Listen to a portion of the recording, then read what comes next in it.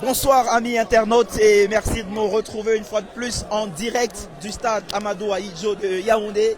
Le stade Amadou Ahidjo qui accueille donc cette rencontre de la troisième journée de la phase éliminatoire de la CAN 2023 bien entendu.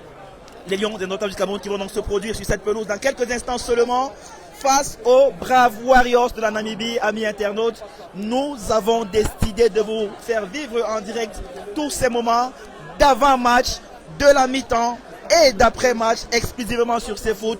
Installez-vous donc confortablement et suivez attentivement, likez, partagez au maximum parce que pour ce soir, comme d'habitude, je suis en compagnie de mon consultant habituel Yvan Kamwa. Yvan, bonsoir. Bonsoir Alain Denis Koul et salut à nos très charmants internautes qui nous écoutent à travers le monde entier. Yvan Kamwa, on a la composition d'équipe qui vient de tomber. Premier commentaire d'analyste. Le premier constat, c'est que c'est exactement la composition de départ qu'on a annoncée hier. Pas de véritable surprise en l'absence de Vincent Bakar et Choupo-Moting. Ça allait de soi que Ganago allait certainement être positionné dans l'axe de cette attaque à 3 et qu'on devait avoir sur les côtés à gauche Mouminga Maleu et à droite Brian Bemo. Au milieu, j'avais misé sur une titularisation de Olivier Kemen. C'est bien le cas ce soir. Il va pouvoir montrer devant le public camerounais pour sa première sélection nationale de quoi il est capable. Et en défense, la titularisation également d'un nouveau, Malcolm Bokele sur le côté droit. Lui qui fait de belles choses avec Bordeaux depuis le début de la saison. C'est l'occasion pour lui de rentrer définitivement dans le cœur des Camerounais. De rentrer donc définitivement dans le cœur des Camerounais. Parlons de ce jeune Ben Elliott Jongwe. On a fait la remarque ensemble ici, en direct du stade Amadou Ahidjo. Il n'est pas mon cher Yvan sur la feuille de match Ben Elliott Jongwe. Comment on explique ce choix, faire venir un jeune et directement sur la première rencontre, ne pas le mettre sur la feuille de match? Comment on comprend cela? Seul Rigobertson, à mon avis, pourrait expliquer de façon claire pourquoi est-ce qu'il a décidé de se passer de Ben Elliott pour cette rencontre. Vous connaissez mon avis sur la question. J'estime qu'il n'a pas encore, en termes de progression dans sa carrière, atteint le niveau qui devrait permettre qu'on le sélectionne avec les A. Ça aurait été beaucoup plus juste de l'appeler avec les U23 qui sont actuellement en stage et qui vont jouer, je crois, demain face au Gabon. Et donc, puisque Rigobertson a dit en conférence de presse que c'était un apprentissage, l'apprentissage commence aussi par cette phase d'observation-là, rester derrière, voir comment ça se passe. C'est peut-être dans cette logique-là que Rigobertson s'est lancé en ne titularisant pas le milieu de terrain camerounais ce soir. Alors, s'il n'y a pas de débat au poste de gardien de but, parce que Passy, on le sait tous, est plusieurs crans au-dessus de la concurrence. En revanche, en défense centrale, il y avait quand même débat. Il fallait trancher entre Nicolas Nkulu-Doubena et le jeune Christopher Wo. Rigobertson a finalement tranché pour le jeune Christopher Wo du Stade Rennais. Yvan, là aussi, commentaire. Non, je pense qu'il n'y a pas beaucoup de surprises. Et pour moi, il y a deux raisons qui expliquent cela. La première, c'est qu'il y a beaucoup de critiques qui s'abattent sur Nicolas Nkulu depuis plusieurs mois. Sa sélection pour la Coupe du Monde avait beaucoup fait débat.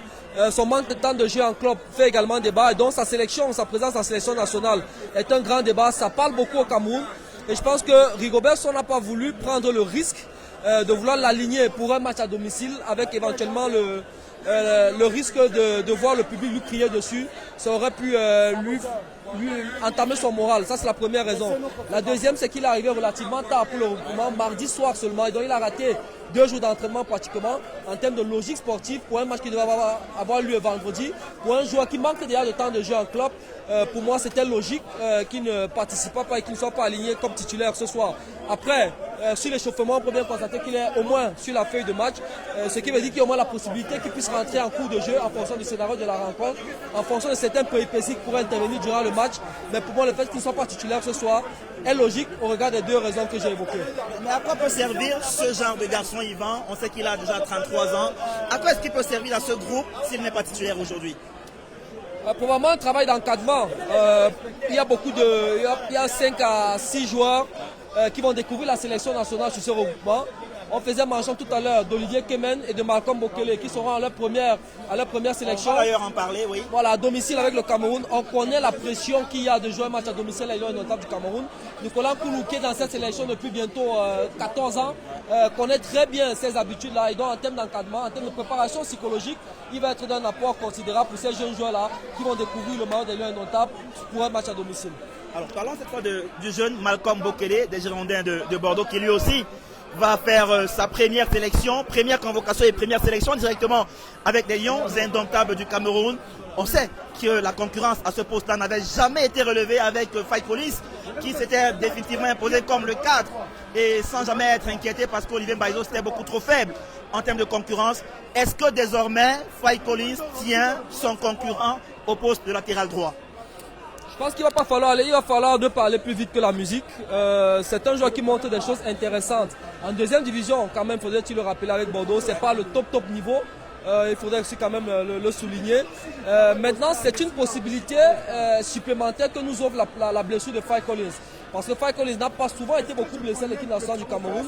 Et donc, dans cette configuration-là, les différents entraîneurs qui sont succédés, que ce soit Conceição il y a quelques temps, que ce soit Rigobert sont depuis un an, ils n'ont pas souvent voulu changer, voulu varier les possibilités à ce poste-là et ils ont régulièrement choisi de donner leur confiance à Fight Collins. Aujourd'hui, on aura la possibilité de voir de quoi Malcolm Okele est capable.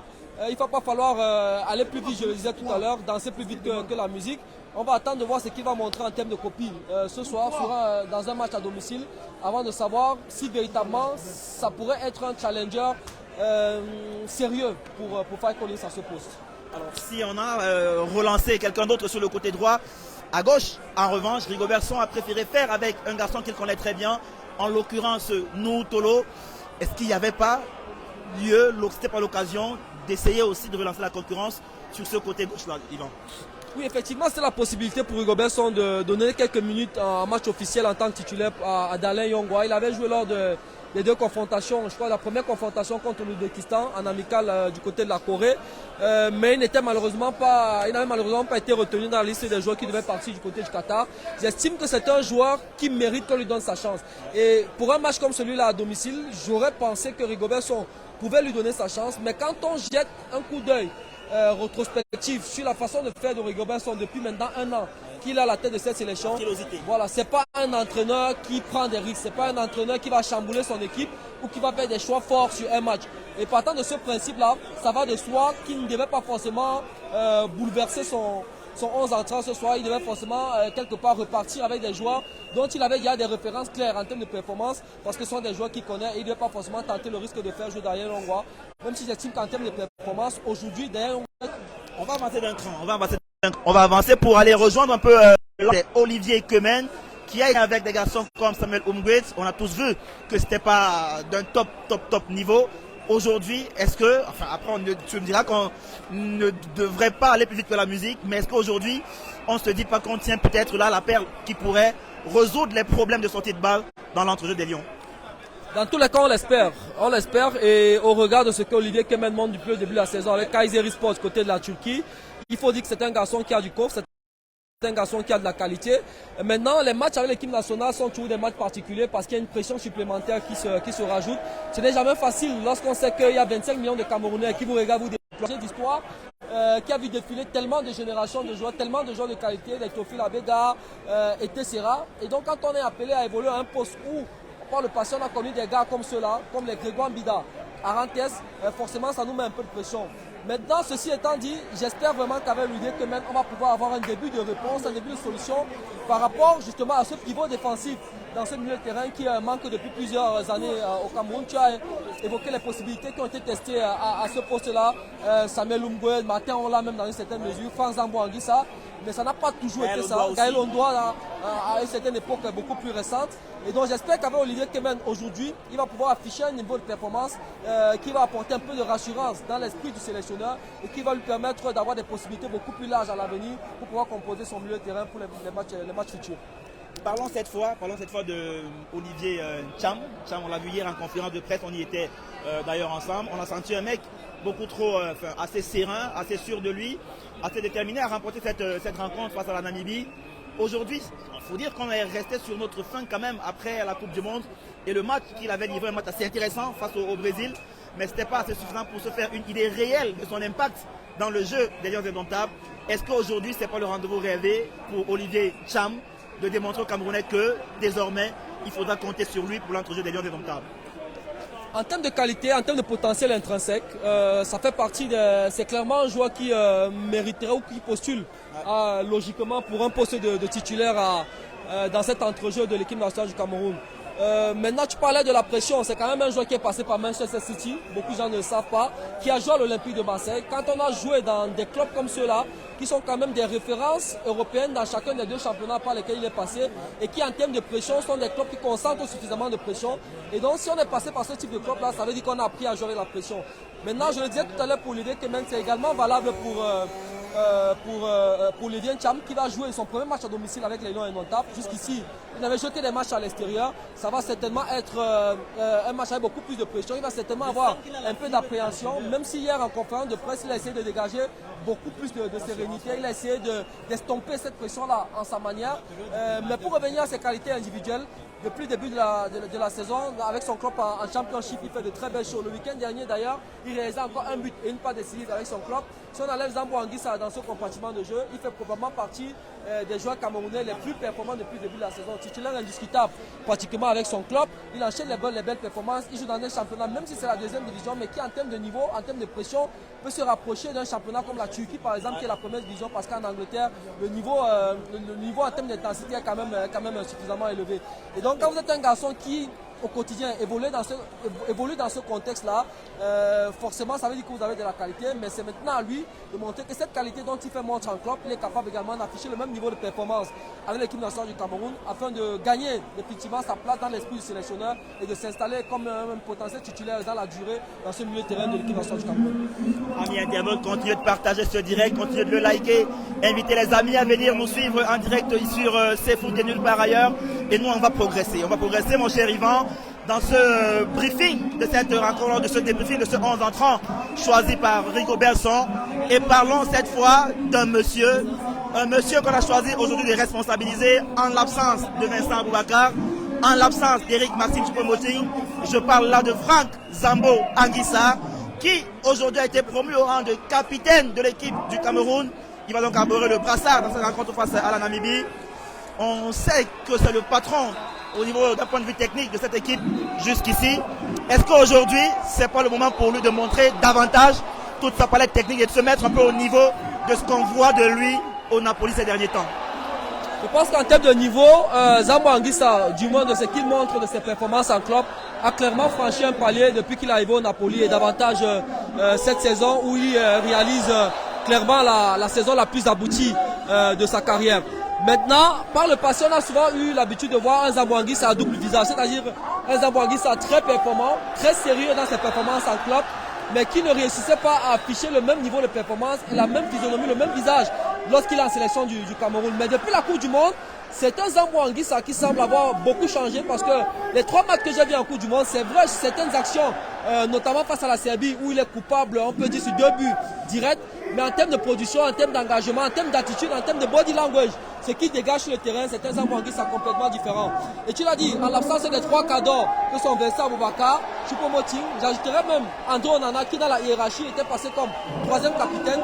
Et donc en l'absence de ces 3-là, ça va soit que Zambo Anguissa, qui est le plus ancien, entre guillemets, en dehors de Nicolas Koulou, qui n'est pas titulaire ce soir, devrait se voir confier le brassard de capitaine. Ce sera un rôle qui sera nouveau pour lui, parce que même en club, je n'ai pas souvenir de l'avoir déjà vu porter le brassard du Cameroun. Ce sera à lui de montrer que les 28 ans qu'il a aujourd'hui en termes d'âge, il peut afficher la maturité nécessaire en termes d'attitude dans le vestiaire, en termes de management de ses coéquipiers, en termes de body language, en termes de ce qu'il dégage lorsqu'il est sur le terrain, comme parti spirit, comme esprit lion, pour montrer à l'encadrement technique qui a décidé de lui faire confiance ce soir, en lui donnant ce brassard-là, qui n'a pas de mérité et qu'eux, ils ne se sont pas trompés dans leur choix. On va progresser davantage, mon cher Yvan. Amis internautes, continuez de partager ce direct. On doit atteindre les 10 000 abonnés, les 10 000 personnes connectées pour nous suivre. Et nous, on va parler cette fois-ci d'un garçon qui évoluera ce soir sur le flanc gauche de l'attaque des Lions Indomptables. J'ai nommé Nicolas Brice Moumingamalou. Il a été bouffé par la concurrence de face à fight à Karl Toko Ekambi ces derniers temps. Il n'a plus eu beaucoup de temps de jeu chez les Lions, notamment en Coupe du Monde où on l'a très peu vu ou même presque pas vu. Aujourd'hui, il bénéficie de la blessure de Karl Toko Ekambi pour être titulaire. Lui aussi, c'est l'occasion rêvée pour lui de montrer qu'il peut encore relancer la concurrence sur ce côté gauche de l'attaque des Lions Indomptables. Oui, c'est vrai, c'est un garçon dont depuis pratiquement 1 an, sa courbe de performance est plutôt déclinante. que ce soit avec l'équipe nationale du Cameroun, que ce soit en club. Il a d'ailleurs changé de club entre-temps. Il est allé du côté du CSKA Moscou, si mes souvenirs sont exacts. Et pour l'instant, le temps d'adaptation, et on connaît les restrictions sportives, Dynamo Moscou. Oui, on connaît les restrictions sportives auxquelles la Russie a dit actuellement. Ça ne favorise pas forcément l'expansion de son potentiel et ça ne cadre pas avec ce qu'il avait montré en équipe nationale du Cameroun, non seulement pendant la campagne de qualification pour la Coupe du Monde, mais surtout durant la dernière Coupe d'Afrique des Nations au Cameroun. Il avait été parmi les 3 ou 4 meilleurs joueurs de Lions d'État pendant cette compétition. Il avait d'ailleurs perdu dans ce sillage-là sa place de titulaire en sélection nationale. Aujourd'hui, en l'absence des habituels titulaires, il a la possibilité de revenir. Les joueurs qui sont capables d'afficher cet esprit lion-là. Honnêtement, Mouminga Malo fait partie des joueurs qui, en termes d'attitude, ont toujours donné satisfaction. Parce que même quand il passe à côté des matchs sur le plan sportivement par là, en termes d'attitude, en termes de don de soi sur la pelouse, il fait partie justement de ces gars-là qui réussit toujours à mettre les ingrédients qu'il faut en termes de comportement exemplaire avec le maillot de l'équipe nationale du Cameroun. Donc j'espère que ce soir, non seulement ce sera pareil sur le plan de l'attitude, mais surtout au niveau des performances. J'espère qu'on va retrouver le Nicolas Brice Mouminga Malo qu'on a eu l'habitude de voir ces 2 dernières années en sélection. Après donc Nicolas Mouminga Malo, ami internaute, on va parler cette fois-ci de l'avant-dernier joueur et c'est Bryan Mbeumo, le joueur, l'attaquant de Brentford, qui est arrivé en équipe du Cameroun quelques jours seulement avant la Coupe du Monde. Il n'a pas connu beaucoup de victoires, il faut le dire, parce que les 2 matchs amicaux avant la Coupe du Monde, on les a perdus. Et en Coupe du Monde, il connaît encore 2 défaites et une seule victoire donc sur les 5 matchs qu'il a déjà disputés jusqu'ici avec les Lions indomptables du Cameroun. Aujourd'hui, ce sera son premier match en terre camerounaise. Notre ami Bryan Mbeumo, lui aussi, doit pouvoir se montrer ce soir, parce que si ça passe à côté encore aujourd'hui, enfin s'il n'est pas décisif aujourd'hui par exemple, j'ai envie de dire qu'on pourrait commencer à douter un peu et de façon légitime. Oui, même si personnellement j'estime que pour un mec qui n'avait jamais joué au Cameroun, même lorsqu'il était jeune, qui découvrait la sélection nationale du Cameroun, parce que au niveau de sa formation, il avait une formation plutôt extravertie, parce qu'il a vécu essentiellement du côté de la France, puis en Angleterre, par rapport où il évolue actuellement avec le club de Première Ligue de Brentford. Et donc, sur les 2 matchs amicaux qu'on avait disputés en Asie, que ce soit contre l'Ouzbékistan et contre la Corée, il faisait partie des rares joueurs qui avaient réussi à sortir du lot. Maintenant, en Coupe du Monde, il était un petit peu rentré dans les rangs avec des performances, je dirais en dents de scie, qui n'étaient pas forcément dans la lignée ou dans la droiture de ce qu'il avait affiché pendant les matchs amicaux. Et donc, c'est ce match à domicile qui sera un match particulier pour lui, parce que le premier devant le public camerounais, j'espère qu'on va retrouver le Bryan Mbeumo qu'on a vu contre l'Ouzbékistan, mais davantage contre la Corée du Sud. Parce que c'est ce Bryan Mbeumo-là qu'on a envie de voir l'équipe nationale du Cameroun. Et c'est ce Bryan Mbeumo-là qui est capable d'apporter une plus-value réelle à cette équipe des Lions indomptables du Cameroun. Amis internautes, des Lions indomptables sont rentrés sous le tunnel pour aller s'échanger dans le vestiaire et ressortir dans quelques instants seulement. Nous, on va terminer avec le dernier joueur. C'est lui qui aura la responsabilité de marquer des buts ce soir sur le front de l'attaque des Lions indomptables du Cameroun. Lui, c'est Ignatius Ganago. Il a aujourd'hui exactement 11 sélections pour 0 but.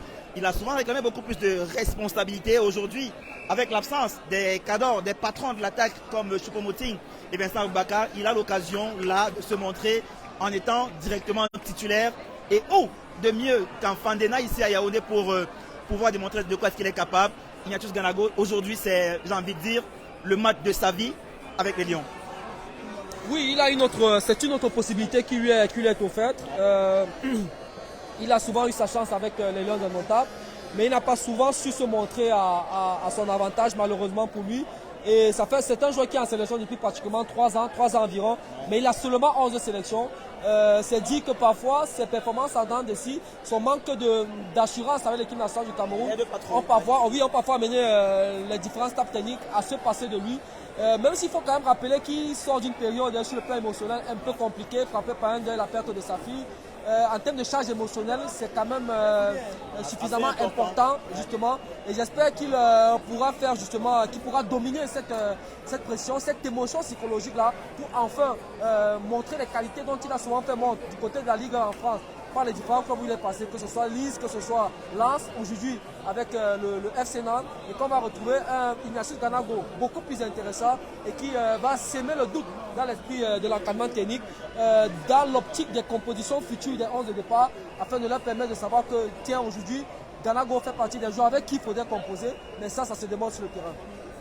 Yvon, dernière question avant de vous laisser filer. Le jeu des Lions indomptables aujourd'hui.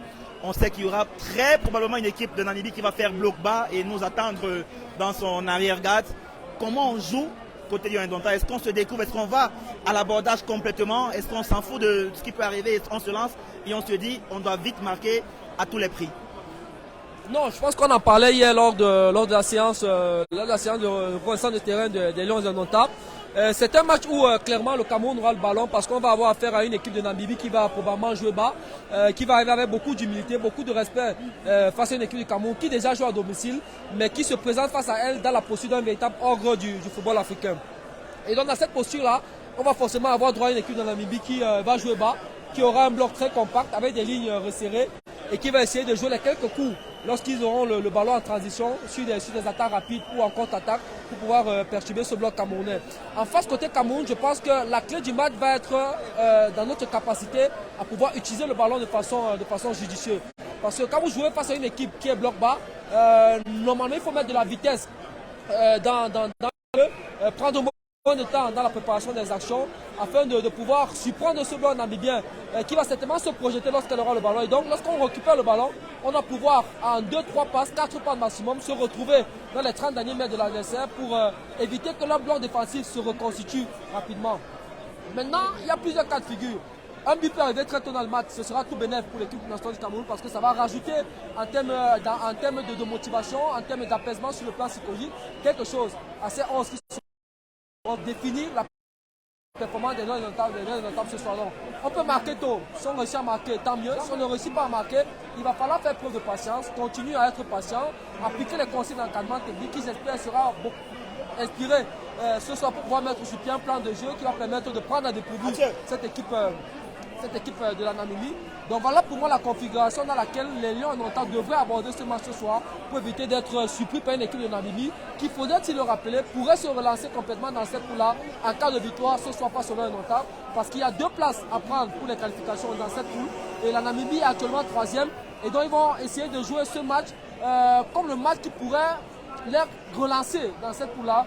Et donc c'est un match qui pourrait avoir des allures de piège pour le Cameroun. Donc attention, concentration, je parlais de cette concentration hier. Aujourd'hui c'est le jour où il va falloir faire moins de cette concentration de peur d'être surpris par cette équipe namibienne. Merci Yvan, mais avant de vous laisser filer, peut-être un pronostic pour la première mi-temps, on va vous l'arracher. Je sais que vous n'aimez pas trop cet exercice. On va peut-être parier pour un but à 0 en faveur du Cameroun. Le public aidant, qui est sorti relativement nombreux ce soir malgré l'heure tardive à laquelle se joue la rencontre. Et c'est le premier match du Cameroun à domicile depuis le retour en Coupe du Monde. C'est le premier match en Fandena depuis plus d'1 an que les Lions n'ont pas joué dans ce stade, qui est un entre mythique dans l'histoire du football camerounais. Et dans ce public-là, qui est dans une sorte de retrouvailles avec sa sélection nationale, va avoir à cœur de la pousser à la victoire. Et je pense que sur la première mi-temps, ça peut avoir un impact. Donc je vais parier sur un but à 0 en faveur du Cameroun au thème des 45 premières minutes. Un but à 0 donc pour Yvan. Merci à vous pour vos brillantes analyses. On va essayer d'arracher un mot à notre confrère Mathieu Fangwa de Canal D International qui a bien fait la politesse d'être juste à côté de nous. On va le rejoindre. C'est Monsieur Fangwa, on va aller le rejoindre. Mathieu, tu te lèves un peu s'il te plaît et... Bonjour Alain. Bonjour Mathieu. Bonjour. Les Lions n'ont pas droit à l'erreur ce soir. La première chose sur laquelle le public de Yaoundé va être sans pitié, c'est la qualité du spectacle. On nous avait dit que c'est parce qu'on était en Coupe du Monde, on était face aux adversaires un cran au-dessus, mais on a quand même battu le Brésil, on a célébré comme si on a gagné le mondial. Je ne vais pas gâter la fête, j'attends de juger les Lions sur leur attitude, leur comportement. Rigobert nous a dit qu'il passe sur un nouveau cycle. Est-ce que ce cycle justement sera meilleur? Il a dit en conférence de presse, il était dans l'urgence. Désormais, il n'est plus dans l'urgence, il est dans une logique de résultat. Moi, je suis au stade en tant que spectateur, pas comme reporter, j'attends de le juger au pied du mur parce que c'est le maçon. Alors là, c'est le Camerounais qui parle, le supporter des Lions indomptables qui parle, c'est Mathieu Fangwa. Mais Mathieu, vous êtes en train de nous dire que les Lions, aujourd'hui, quel que soit ce qui va se passer, il faut de la manière d'abord dans un premier temps et ensuite un excellent résultat. Le plus important ce soir pour moi, le résultat est secondaire, j'ai envie de le dire.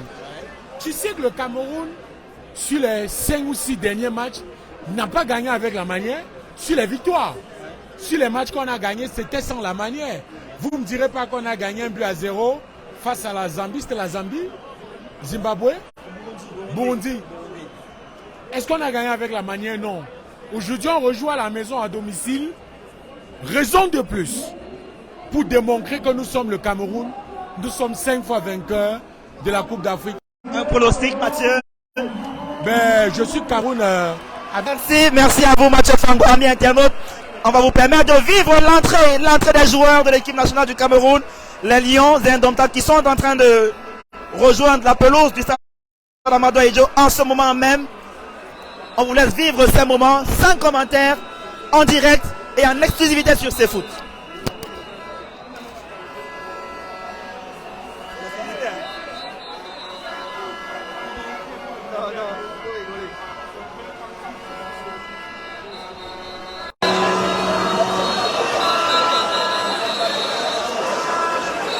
Finalement, on va s'asseoir comme on va se masser. On va nous faire. Ça me regarde pas. Si on veut faire comme quel âge on respecte les gens après ça. On te dérange. Ok. On va t'asseoir. On va serrer, on va serrer. On n'a pas le choix. Non, si tu dis, on va commenter ça dans l'équipe. C'est quelqu'un ça. C'est vrai que les gens en France, partout, qui disent que pardon, ils vont le match, mais ils vont se débrouiller, là. Ils vont se débrouiller.